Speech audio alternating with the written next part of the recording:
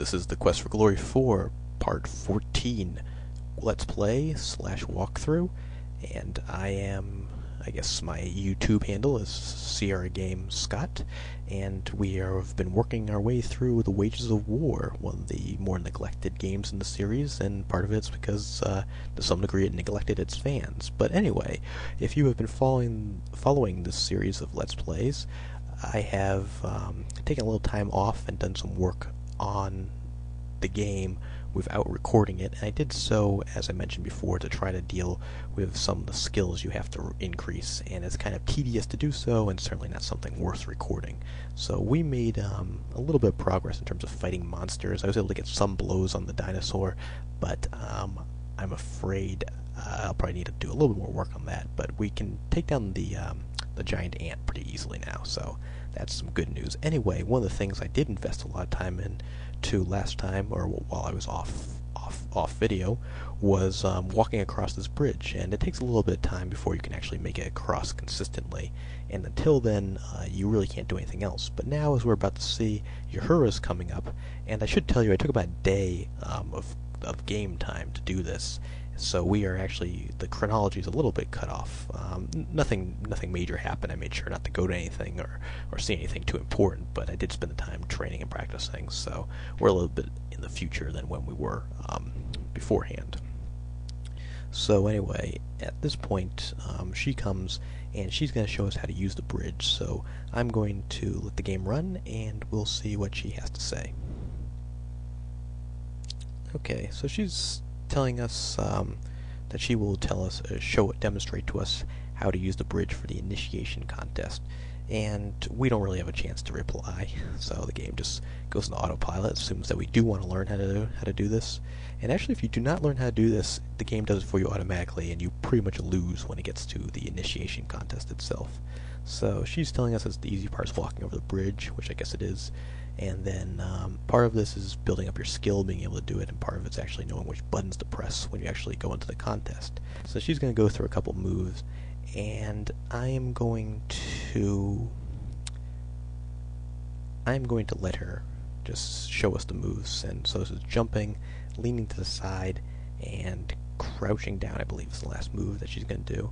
And I'm just going to leave this, I guess I'll go up on the bridge one time, just to show you kind of how it looks.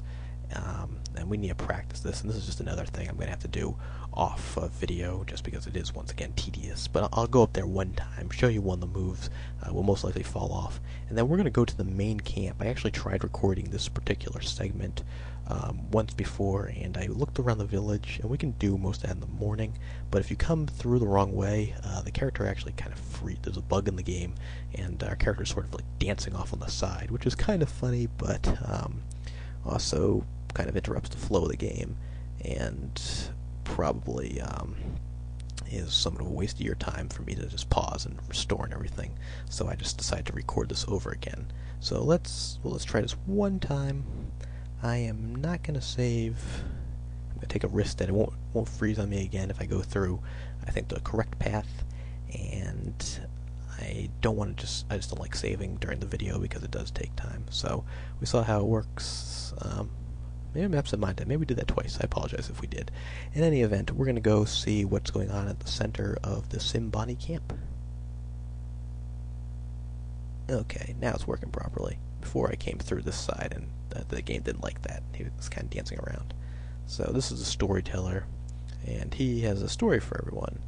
And they're saying that they will listen to him, and he's saying it's a lie and a truth, and I guess it's supposed to show how wise he is, I guess. And the crowd is very interested, apparently. And he is telling the people pretty much about the Simbani people. And he's telling about the thief who came in and stole the Spear of Death, either obviously in their mind, the Leopard Man. And he stole not only the Spear of Death, but their pride and honor. Obviously, that's why they're quite upset. And the thief showed them that there was an enemy. And the people are saying, we will listen.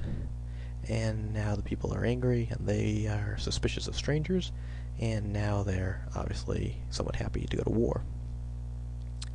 And he's talking about that, and he's pretty much saying how they are expecting to go to war, and the enemy is not really willing to engage them at all. So they're going to go to war against an enemy they can't see, and they can't hear, and they don't really know. Sounds like a great idea.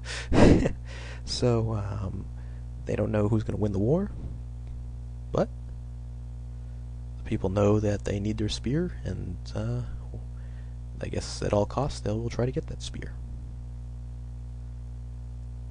And he's pretty much telling them about how vigorously they'll fight, and that they will defeat the enemy. So it's pretty black and white for this guy, and almost, I guess, supposed to be the town propagandist as well. And that's the story, and the crowd shows their respect for him, and I believe that is that. And so we are back in our tent, and we don't really get much of a chance to go out again after that or talk to Uhura. The game sort of forces us to go to sleep, which is fine. We're probably going to do that anyway. So I guess I will save it. I apologize, that does take a couple seconds. See if there's anything I can bring up. Not too much. We'll take a brief tour of the city of Sibani today. I was thinking about going back to Tarna, because there's a few things we need there and a few things to take care of. But we'll see. We might close out the video taking a look at some of the other things that this place has to show. And the Laban actually may be available now, so maybe we'll go. Oh, and he is. Okay, so occasionally they do let us in. They're a little bit more receptive than the Lion Tours, but obviously the game has certain junctures where it's okay to go in. And we, of course, need to be polite, as always.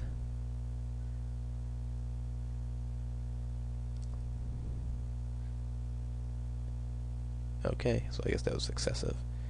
And so really the only way there's going to be peace in his eyes is us helping him beat the Leperman. Okay, so let's ask about the drum, because that's fairly important. The drum is this thing over here. It's their source of magic, so they pretty much took their drum in retaliation, and now we'll learn why. Oops, I apologize. Okay, well, apparently, I think they found somebody who had it. So this is one of their warriors. He died, and I believe they found him clutching his drum. The Leperman's drum. Yeah, so he disappeared, and this is kind of one of the hints that things aren't exactly as they seemed, but it seems to them, at least, that he was able to grab it before he was killed. And real men don't use magic, according to the Sibani people. Okay, so that's with the drum again. Oh, okay. So we kind of offended him, and that was unfortunate.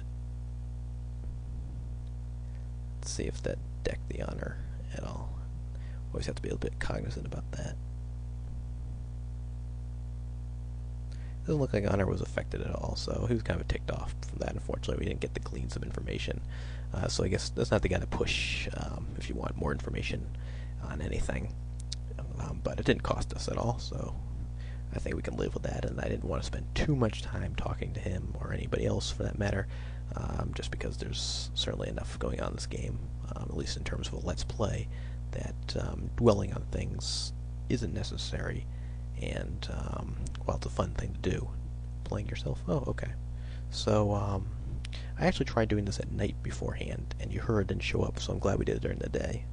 And she's going to tell us about, about the throwing spears, and that this is part of the initiation as well. And she's telling us, essentially, that this is not how, the Sibani don't use swords like we do, because they prefer to throw their weapons. And she's going to teach us, I guess, how to throw a spear. So, let's ask her about that.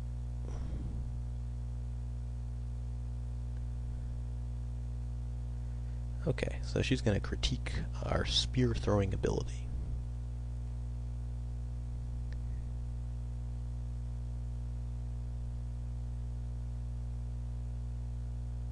Okay, so she actually has some compliments starting off, and I think that's just because we happen to hit the target.